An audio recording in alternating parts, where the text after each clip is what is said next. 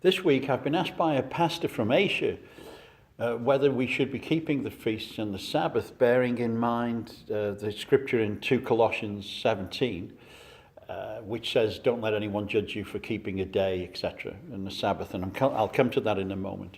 And I've also been asked by a Jewish man whether he should leave the UK and go and live in Israel.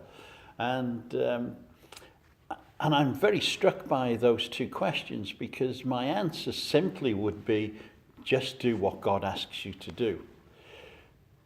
When Jews are called back to the land by God, he's not going to let them down. He's not going to not defend them, particularly when he's asked them to do what he wants them to do, which is to return.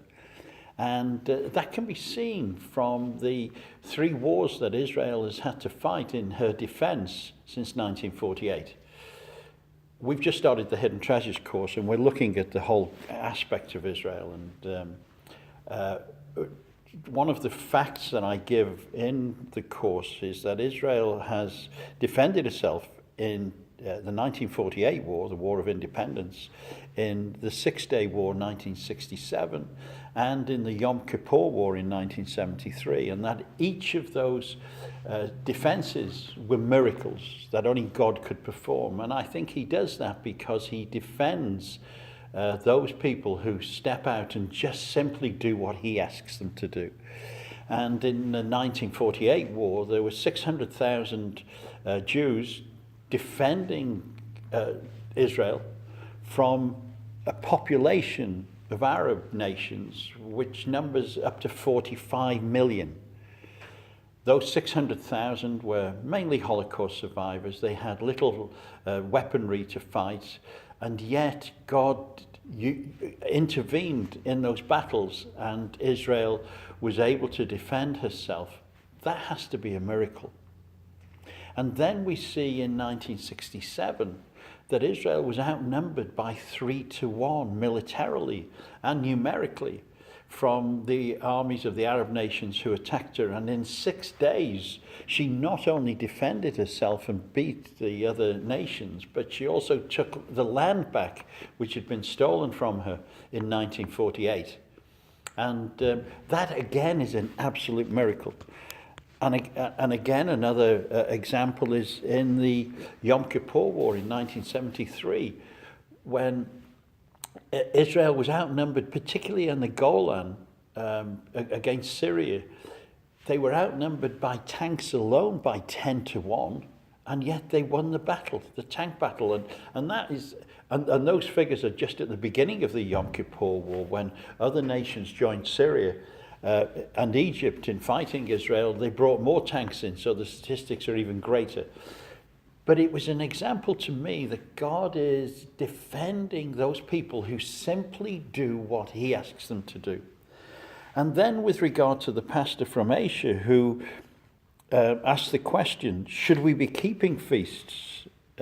Because 2 Colossians 17 says that don't let anyone judge you for keeping a Sabbath, or for keeping a day regarding what food you eat and what you drink, etc. And my answer to him will be, just simply do what God asks you to do, because this scripture is very clear. We see that Paul is speaking to a Jewish community at Colossia. He's never been there. His representation or representative there is Epaphras. And Paul is hearing from Epaphras that there is difficulties because people have gone into the congregation. Paul describes them as philosophers and people who have influence in society. And they've said, listen, you don't have to keep these feasts. You don't have to keep the Sabbath. You know, be careful what food you eat, and don't eat meat, don't drink alcohol, because they are the things that you can use in the spiritual realm to defend yourself from the demonic realm. And that's what he's saying, first of all, in chapter 2, verse 8 onwards. He says, don't see to it that no one takes you captive through philosophy and empty deceit, according to human tradition, according to the elemental spirits of the universe, and not according to Christ. So we see that there are people in the community who are saying, listen, we've made traditions like not drinking alcohol and not eating meat to fight the spiritual realm. But actually, God fights and defends in the spiritual realm. And we can see this because Paul says in 2 Colossians 16, he says, therefore, do not let anyone condemn you in matters of food and drink, on observing festivals, new moons, and Sabbaths. They are only a shadow of what is to come, but the substance belongs to Christ. What he's saying is that God has given us feasts and festivals and things to do which are a shadow of what happens in the heavenly realm. Example, when we keep Sabbath, God rested on a Sabbath, rests today on a Sabbath. So we should do the same. We're a shadow of what happens. With regard to food, the philosophers of Colossus, they were vegetarians. They said we couldn't eat meat. You shouldn't eat meat because the spiritual realm can attach itself to the eating of meat. And that's what was happening. That's the context. Yet God tells us in the feasts that in Passover, first of all, we should eat a lamb. That's meat. And then all the feasts, there is a celebration, and there are sacrifices that take place. So of course, Jews should eat meat at the festivals. Of course, they couldn't eat it all the time. It was too expensive then. But at feasts, that's what they're called to do. With regard to drink, the philosophers said that we shouldn't drink alcohol at all. And that was a way of combating the spiritual realm. But what does God say? Yeshua drank wine at Passover. And wine is a symbol of prosperity. And Joel tells us that when Yeshua comes back, he will bring new wine. And I could speak for that for quite a long time. And what about the Sabbath? And we should keep the Sabbath. So Paul is saying, don't let anyone judge you for doing those things, because that is obedience to Christ. That is obedience to Yeshua, to God himself, because he gave us these celebrations and things to do. And let's remember in Matthew 5:17, Yeshua said, I've not come to do away with any of these things. I've come to fulfill them.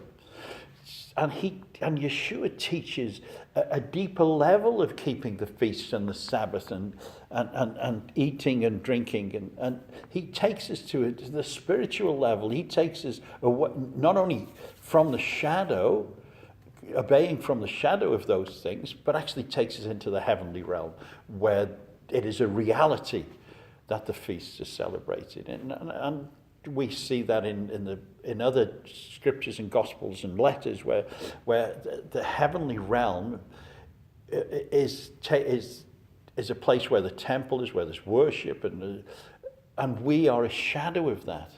We just are a shadow. So Paul says, don't let anyone judge you for that. So my answer to both my friend, a Jewish friend who says, shall I go back, is just do what God asks you to do. There are numerous scriptures, and we'll see that in session 6 of the Hidden Treasures course, that says that there come a time when God will call the Jews back to their homeland, the land he promised them as an everlasting possession. And Amos 9 says, and never again will they be taken out of that place. And Ezekiel 36 said, it will be when they go back, it'll be a sign to the nations that I'm God. So going back is an obedience thing to God. And when we keep the Sabbath and when we do those things, it's an obedience.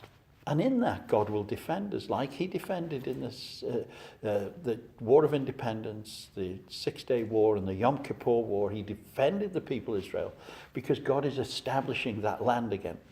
And I must say, they must never give away that land, because that will be in opposition to God. And then for us and Jews throughout the world, we should keep the feast, because God will defend us. He will protect us in the same way he did with the wars. And the spiritual realm has no power over us when we are obedient to God. So I hope that helps you. And I hope it helps my friends, the pastor and my friend, the Jewish men, in their desire to follow God with all their hearts. So I just say, just be obedient. And remember, obedience is better than sacrifice. So Shabbat Shalom, Mike Fryer.